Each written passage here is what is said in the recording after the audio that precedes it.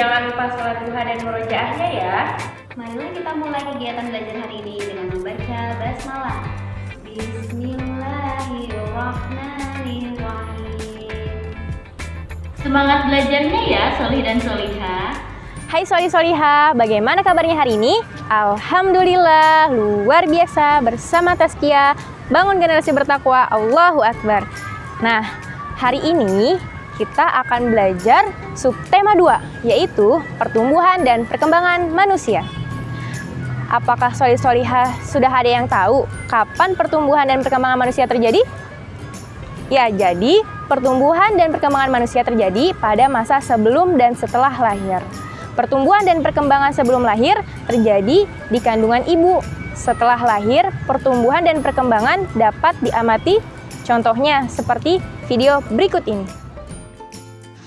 Tahapan pertumbuhan pada manusia. Setelah lahir, pertumbuhan manusia bertambah besar dari bayi hingga dewasa. Berikut siklus tahapan pertumbuhan pada manusia.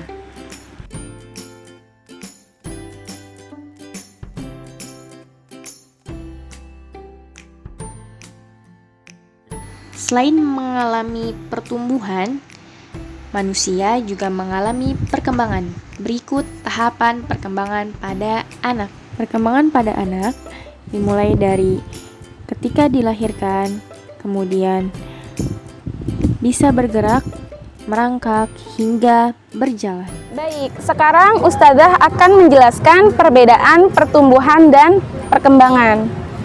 Pertumbuhan adalah bertambah tinggi dan berat badan, sedangkan perkembangan bertambahnya kemampuan. Dan juga solih-solihah perlu tahu bahwa pertumbuhan dan perkembangan manusia terdiri dari beberapa faktor.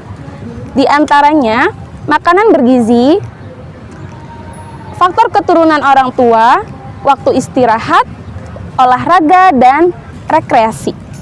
Manusia mengalami proses pertumbuhan dan perkembangan. Dari hanya bisa bergerak hingga telapak tangannya sekarang dapat menggenggam suatu benda. Kegiatan gerakan tangan dengan kuat dan lemah dapat dipraktikkan dalam gerakan tari. Cobalah kamu lakukan gerakan tari dengan gerakan tari sebagai berikut. Dalam menari kupu-kupu ada gerakan lemah dan ada gerakan kuat. Gerakan pertama, kedua tangan diluruskan ke bawah, kemudian diayun lembut ke atas sampai sikut tangan melekuk. Contohnya, 1, 2, 3. Gerakan kedua, kedua tangan lurus ke bawah, kemudian angkat kedua tanganmu lurus ke atas, pertemukan kedua tangan di atas, kemudian turunkan kembali kedua tanganmu. Contohnya, 1, 2, 3. Dari kedua gerakan tersebut, kira-kira gerakan mana yang merupakan gerakan lemah dan gerakan mana yang merupakan gerakan kuat?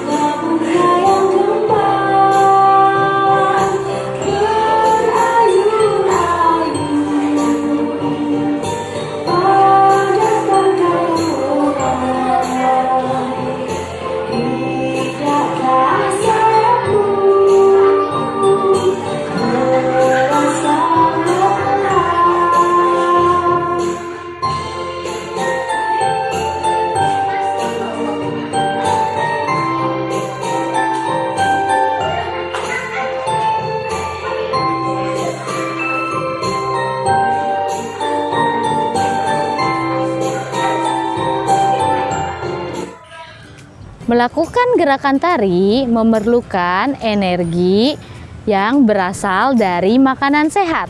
Makanan sehat adalah makanan yang mengandung zat-zat makanan dengan gizi seimbang. Berikut ini zat-zat gizi dalam makanan sehat yang harus kamu konsumsi sesuai porsinya. 1. Karbohidrat. Karbohidrat menghasilkan energi dan tenaga untuk tubuh manusia. Kita bisa mendapatkan karbohidrat dari nasi, kentang, jagung, singkong, roti, dan mie. 2. Protein. Protein berfungsi untuk membantu masa pertumbuhan anak dan sebagai cadangan energi untuk manusia. Protein terdiri dari 2 jenis, yaitu protein hewani dan protein nabati. Protein hewani adalah protein yang berasal dari hewan seperti ikan, daging, telur, susu, dan keju. Protein nabati adalah protein yang berasal dari tumbuh-tumbuhan seperti kacang-kacangan dan olahannya seperti tahu dan tempe. Yang ketiga, lemak. Lemak merupakan sumber energi bagi tubuh, selain karbohidrat dan protein. Lemak dapat diperoleh dari daging, susu, telur, avokat, dan kacang tanah. Yang keempat dan kelima, yaitu vitamin dan mineral. Vitamin dapat menjaga daya tahan tubuh agar terhindar dari berbagai penyakit. Mineral berfungsi untuk menjaga kesehatan tulang, mencegah gangguan otot, menjaga kesehatan kulit, dan memelihara fungsi otak. Vitamin bisa kita dapatkan baik dari sayuran dan buah-buahan, sedangkan mineral banyak terdapat pada daging, susu, sayuran berwarna hijau seperti bayam, dan kacang-kacangan, seperti kedelai atau kacang tanah. Selain meningkatkan kemampuan dengan berlatih menari, kamu juga dapat meningkatkan kemampuan berhitung dengan berlatih matematika. Sekarang, ayo coba berlatih penjumlahan bilangan ribuan menggunakan teknik tanpa menyimpan dan teknik menyimpan. Contoh yang pertama adalah penjumlahan tanpa teknik menyimpan. Nah, anak-anak sudah tahu belum bagaimana ya cara menjumlahkan tanpa teknik menyimpan? Yang perlu Ananda semua tekankan, penjumlahan tanpa teknik menyimpan digunakan untuk penjumlahan yang tidak lebih dari angka 10. Nah, bagaimana sih contohnya? Misalnya di halaman 50 ada 5423 ditambah 1254. Kita jumlahkan dengan teknik susun ke bawah. Ribuan terlebih dahulu, ratusan, puluhan, dan satuan. Kita jumlahkan satuannya terlebih dahulu. 3 ditambah 4 sama dengan 7. Kita tuliskan 7 di bawahnya. Kemudian kita jumlahkan puluhannya. 2 ditambah 5 sama dengan 7. Kita taruh 7-nya di bawahnya. Kemudian kita jumlahkan ratusannya. 4 ditambah 2 sama dengan 6. Kita tuliskan di bawahnya. Dan yang terakhir kita jumlahkan angka ribuannya. 5 ditambah 1 sama dengan 6. Nah, kita sudah mendapatkan hasil dari penjumlahan 5423 ditambah 1254 sama dengan 6677. Ingat ya anak-anak semua, teknik tanpa menyimpan digunakan hanya untuk angka penjumlahan di bawah angka 10. Contoh yang kedua yaitu penjumlahan dengan teknik menyimpan. Ananda semua sudah ada yang tahu belum bagaimana sih cara menjumlahkan dengan teknik menyimpan? Seperti yang sudah Ustazah tekankan tadi di teknik tanpa menyimpan, di teknik menyimpan kita akan menjumlahkan angka yang lebih dari 10, penjumlahan yang lebih dari 10. Contohnya seperti apa? Misalnya 8 satuan ditambah dengan 8 satuan sama dengan 16. Nah, otomatis satunya akan kita simpan di atas angka puluhan dan 6-nya akan kita letakkan di bawah angka satuan. Seperti apa sih contoh lebih jelasnya? Yuk kita perhatikan video berikut. Jadi contohnya misalnya 3473 ditambah 3256 sama dengan kita jumlahkan dengan teknik susun ke bawah. Kita tuliskan ribuan terlebih dahulu, kemudian ratusan, puluhan, dan satuan. Kita jumlahkan satuannya terlebih dahulu.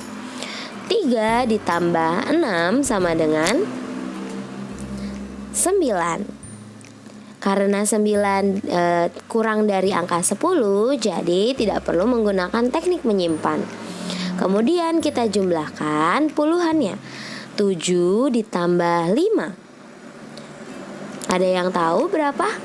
Ya, betul. 7 ditambah 5 adalah 12. Karena 12 lebih dari 10, jadi harus ada yang disimpan. Kita taruh angka 2 di bawah kolom puluhan hasil dari penjumlahan, dan kita simpan angka 1 di atas kolom ratusan pada bilangan yang dijumlahkan. Nah, jadi begitu ya cara menyimpannya. Kita taruh angka 1-nya di atas angka 4, dan kita taruh angka 2-nya di hasil penjumlahan 7 ditambah 5. Kemudian kita jumlahkan angka ratusannya. Karena tadi sudah ada yang kita simpan 1, jadi kita jumlahkan dengan angka ratusannya. 1 ditambah 4 ditambah 2. Berapa ya? Yap, betul, 7. Kita taruh angka 7 di bawah penjumlahannya. Kemudian yang terakhir kita jumlahkan 3 ditambah 3. Ya, betul, 6. Nah, sudah dapat deh hasilnya, 6.729. Hasil dari penjumlahan dengan teknik menyimpan 3.473 ditambah 3.256. Setiap anak memiliki pertumbuhan tinggi dan berat serta perkembangan yang berbeda. Perbedaan ini merupakan karunia Allah Subhanahu wa Ta'ala yang perlu kita syukuri. Untuk itu, bersikaplah menghargai terhadap teman yang memiliki perbedaan atau kekurangan. Sikap tersebut menunjukkan sikap pengamalan sila kedua Pancasila yang berbunyi kemanusiaan yang adil dan beradab. Sila kedua dilambangkan oleh rantai emas. Nah, soli-solihah menghargai perbedaan dengan banyak cara. Jika kita selalu menjaga sikap saling menghargai, maka kita bisa menjalin pertemanan dengan baik. Sekian pembelajaran hari ini. Semoga dapat bermanfaat ya. Semangat belajar soli-solihah.